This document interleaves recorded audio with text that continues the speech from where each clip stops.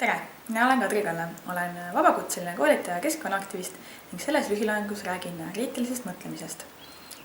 Kriitiline mõtlemine ei tähenda siis seda, et me kritiseerime kõike, mida me kuuleme, vaid et me oskame meieni tulevat infot kriitiliselt hinnata ja analüüsida. Ehk siis tänapäeva infoühiskonnas on see oskus aina tähtsam, kuna meid ümbritseb väga palju erinevat infot, kus tihti enam ei ole vahel seda filtrit, et keegi kontrolliks, kas esitatud faktid on tõesed, ega neid ei ole kallutatud kellegi huvides ja kas autorid see tegelikult teab, millest ta räägib. Sisuliselt tähendabki siis seda, et oskame erinevaid demagoogiavõtteid ja eksijäreldusi tuvastada.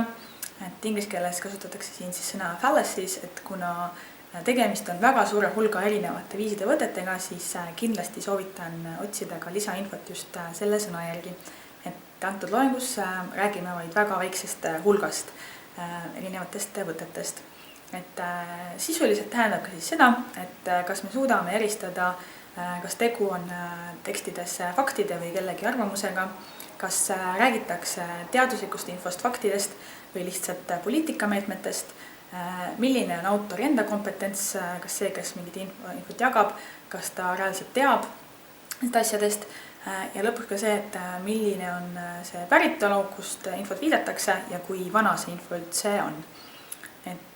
Esimene näide või võte siin ongi siis faktide väänamine, kus tihti esitatakse fakte väga teistsuguses kontekstis, ehk ka ütleme siis kliimamuutuse, kus kliimamuutuse teaduslikele faktidele vastatakse hoopiski poliitiliste väidetega.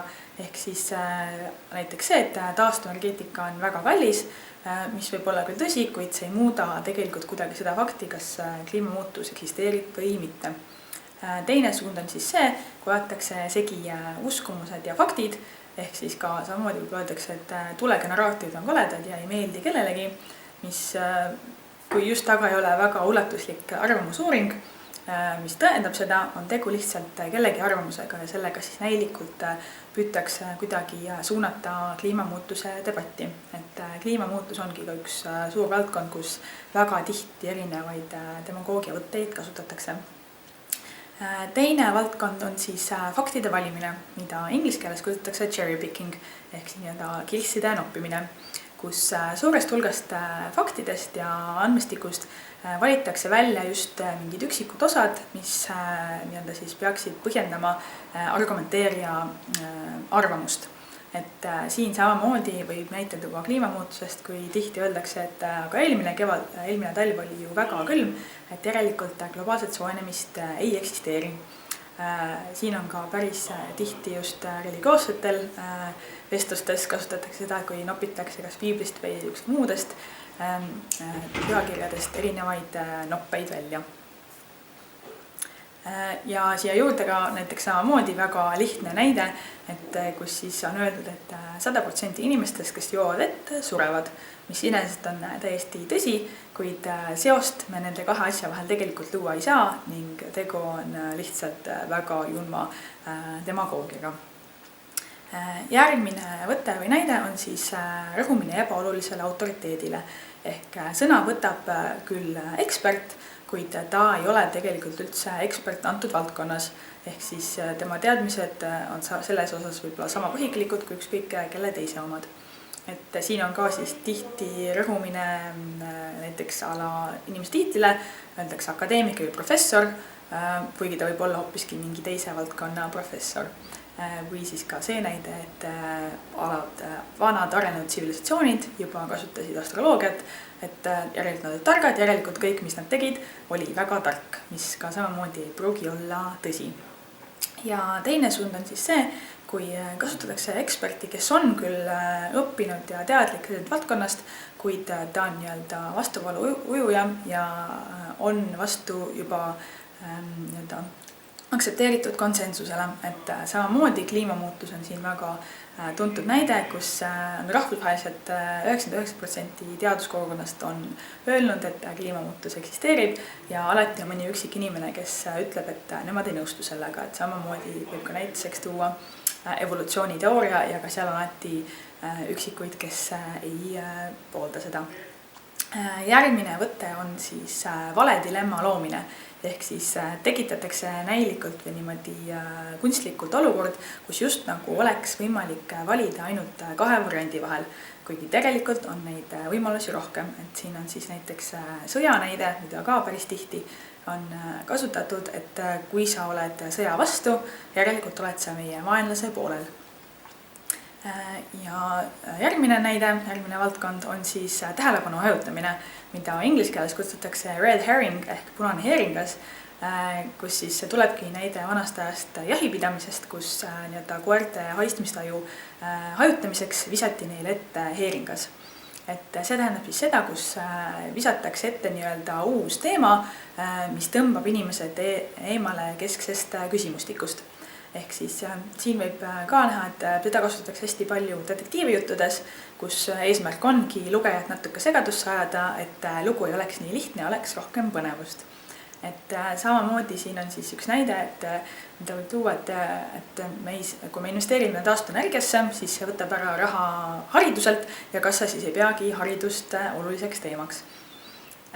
Ja viimane võte ja näide on siis oponentide vale kujutamine, kus nii-öelda naeruvääristatakse ja luuakse vale ettekujutus oponentide olemusest, mida siis inglise keeles öeldakse ka strawman ehk nii-öelda õlemees, et ongi, et siis rünnatakse mitte oponenti ennast, vaid nendest nii-öelda loodud karikatuuri, mis teeb selle rünnaku ka lihtsamaks.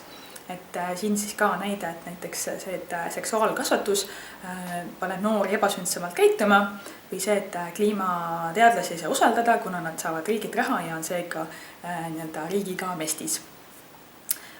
Et kuna kliimamuutus on siin ka üks väga lai teema, mida ma tihti kasutan, et lihtsalt ka taustaks, et miks see arutelu võib-olla tundub ka üldse nii absurdne, et räägitakse, et kliimamuutus ei ole võib-olla tõsi ja nii edasi, et miks me peaksime muutma, aga reaalsus on see, et tänapäeval lihtsalt fossiilkütustega toorenev tööstus on niivõrd reostav ja kahjulik, et me lihtsalt sellepärast võiksime teguviisi muuta, et see muudab meie elukvaliteedi lihtsalt palju paremaks.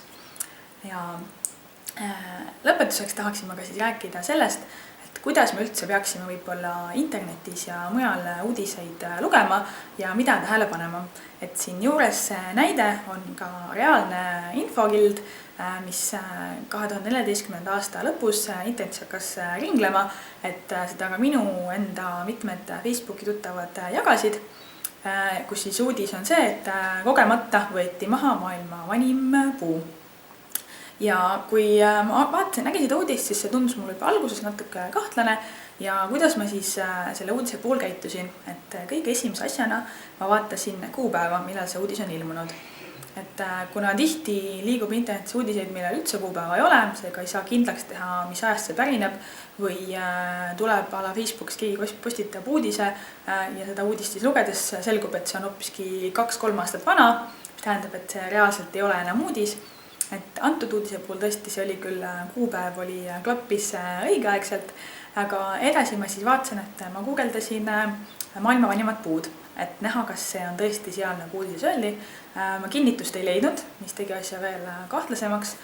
Edasi ma guugeldasin eksperti seda organisatsiooni, kes artiklis siis sõna võttis ja olukorda kommenteeris, et samamoodi ei leidnud ma ka seda inimest ega organisatsiooni. Et näiteks ja juurde, kui ka 2014 tuli välja uudis, et üks Aafrika suurimaid elemente on surma saanud, siis selle kohta oli hulgaliselt infot, erinevad allikad viitsid seda, oli olemas ka ametlik pressiteade, mis kinnitas selle info tõesust. Ja siin siis kolmanda asjana ma lõpuks vaatasin seda infoportaali ennast ja üritasin leida, et vaatasin enda oma kodulehte, et millised nad on ja tõepoolest siin siis lõpuks tuli välja, et tegemist on hoopiski satiirilise portaaliga, ehk siis nad toodavadki nii-öelda võltsuudiseid, et nende eesmärk on teha nii-öelda sükest musta huumorit ja ka võib-olla parodeerida tänapäeva uudiseid. Et ka see on täiesti uus valdkond, millega tänapäeval palju tegeletakse. Ehk siis lihtsa mõne väikse otsinguga ma sain tegelikult päris lihtsalt jaole, et tegu oli võltsuudisega ja ma pidin siis lihtsalt oma sõpradele järjest teada andma, et see ei ole päris uudis, kuigi samal ajal väga paljud neist olid juba uudist jaganud, korrastanud ja ka vahameelt avaldanud selle üle. Et peame alati päris palju vaatama, et kus on see infotaust, mis meieni tuleb. Ja lõpetuseks ma siis annangi võib-olla teile sellise väikse ülesande, et vaadake ringi ka meedias ja kuidas poliitikud sõna võtavad ja kas te leiate ka sealt mõne erineva demagoogiavõtte ja kuidas siis fakte ja tõde mõnikord enda kasuks väänatakse. Et soovin teile jõudu tööle ja tänan omalt poolt kuulamast.